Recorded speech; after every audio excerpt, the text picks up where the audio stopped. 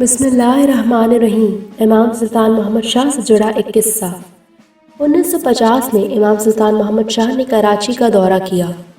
सबसे पहले इमाम अलैहिस्सलाम ने कायद आज़म मोहम्मद अली जिन्ना, जो कि पाकिस्तान के बानी थे, इनके मज़ार का दौरा किया।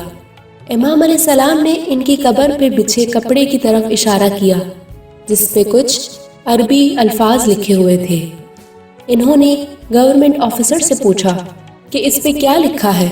इसने कहा कि इस पे कुरान की एक आयत लिखी है, नस्रुन्निल्लाह फतीहुन करीब, खुदा की मदद आने वाली है और फतह करीब है।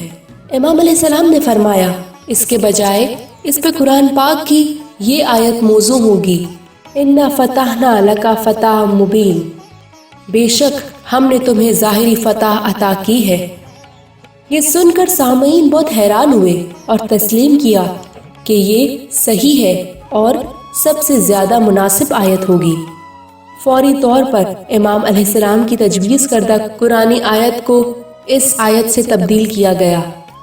आज भी ये आयत मज़ार में संगे मरमर की तख्ती पर कंदा है। English narration of the story. Imam Sultan Muhammad Shah came in Karachi in 1950.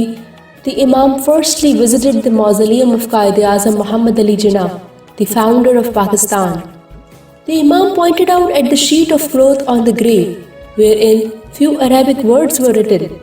He asked the government officer, "What is written on it?"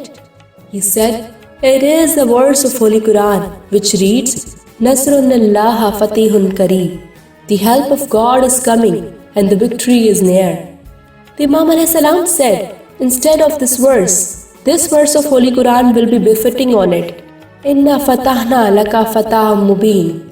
Verily, we have given you apparent victory. Hearing it, the listeners became highly astonished and admitted that it was correct and most suitable verse. Immediately, the Quranic verse as prescribed by the Imam was replaced.